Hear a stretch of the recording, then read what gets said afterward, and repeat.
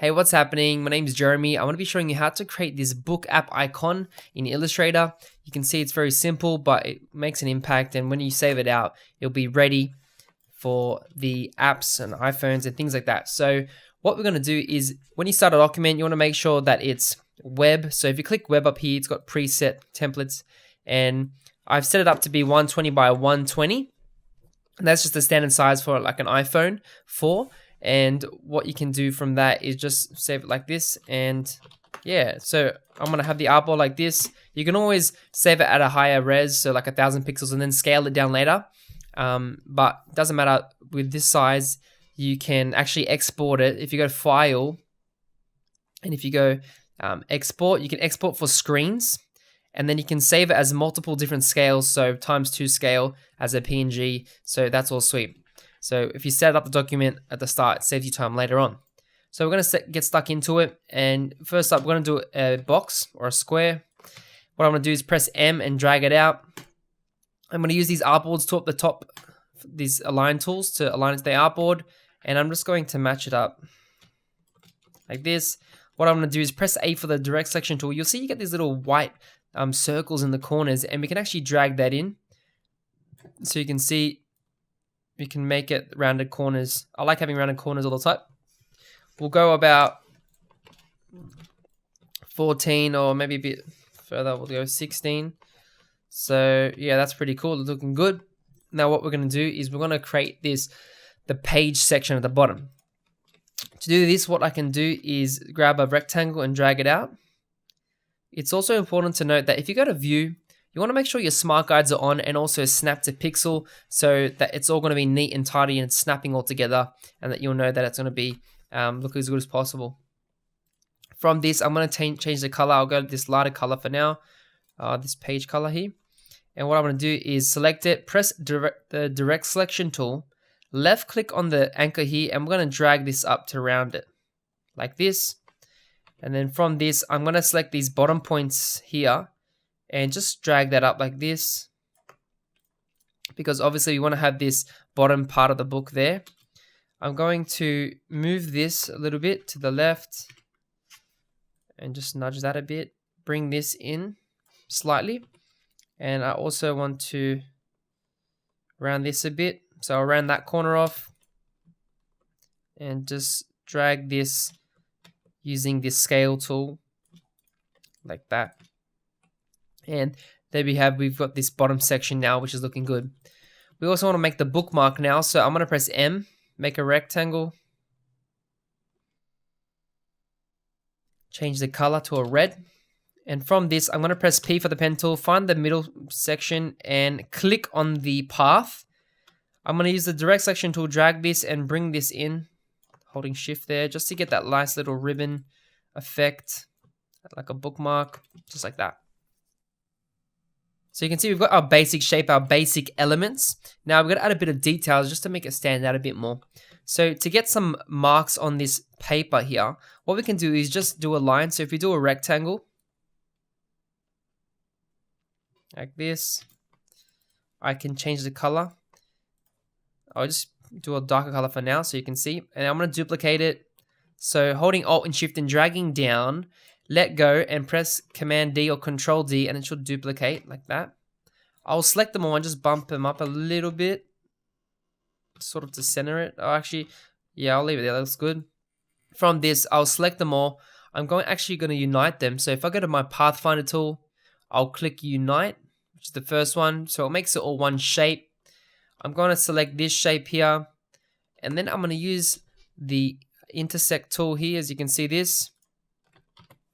No, and then what I'm going to do is use the shape builder tool, press Shift M, and I'm going to minus this excess. So just holding Alt and just clicking, dragging, minusing that off.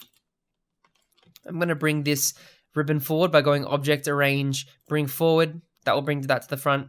I'm going to select these. I'm going to select the same color as the page. And then what I'm going to do from here is if I go to my color, and you can see that it's only showing up as the tint. I don't want the tint. I want to actually up the saturation. So if I go to my 4 lines there, I'll select it, and we can go to RGB, or we can go to HSB, which is hue, saturation, brightness. And I'm actually going to darken this. So I'll put the the brightness a bit down, and I'll bump this yellow color up,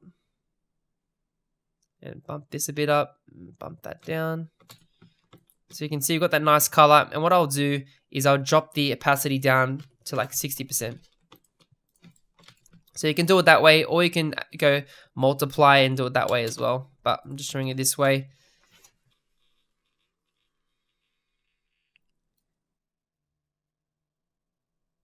There we go, so we have that. Now we're going to sort of do the edge of the book, or the spine.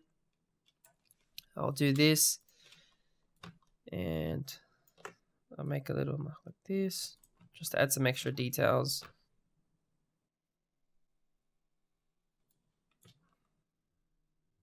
I'm just duplicating and then making it smaller, just to make some extra details there. And I'll just line this up.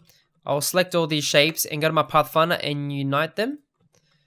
And I'll select this book shape, and I'll go and minus off this excess using the shape builder tool again. And then what I'll do is I want to minus this bit off as well. So if I duplicate this, select these again, I can just minus that like that. Cool. And what I'm going to do is select the same color as the book. And I've got some swatches here. A darker swatch should be there. I'm going to do the same thing as before. Go to my color panel. Go to this little drop down menu. Go to HSB and then just drop it down like that. So looking pretty cool. That's looking good. Now we want to add a bit of a gradient. So I'm going to make a circle pressing L. I'm going to drag this out. And what I want to do is drag one of these lighter colors in here. And you want to make sure that one of these sliders are 0%. So if I have a normal graphic, I can have it like this and drop the opacity to 0% on one side so it sort of fades out like that. And then what I'm going to do is just drag it, make it a bit bigger, drag it out here. And what I'm going to do is duplicate this book, bring it to the top, select this, and then we're going to go to Object, Clipping Mask, and Make. Make sure both objects are selected or it won't work, and make sure the book shape is on top of the actual glow or the gradient. So Make, and now we have this shape on top, which is a clipping mask, and it's got that shape there. So we want to make sure that this is up the top, or you can actually leave it like that. But I'm going to actually move this. So if you double click on this shape, we can actually go in and actually move this around and edit it, because it's a bit harsh at the moment. Okay, that's looking good. And I can also go to the mask and actually decrease the opacity to like 80%. And then what I'll do, I'll duplicate this mask and I'll rotate it so it's on the bottom here as well, because there's a bit of bounce light. I'll do that. And there we have our base. You know, it's looking pretty good. If we have to edit it, we have to sort of do this little curve here. So once again, I'm just gonna double click on this shape here. I'm gonna use my pen tool for this. I'm gonna plus these two shapes together. Make sure that it's connected. I'll use unite, and then I'll round this point here in the corner. Just drag it like that to get that nice curve, because a book usually has a curve as it's natural and organic. But it's up to you. And then we can go ahead and edit these.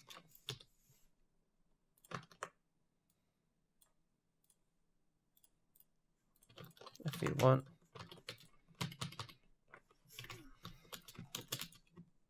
But it's fine for now. And then we can add some text if you want.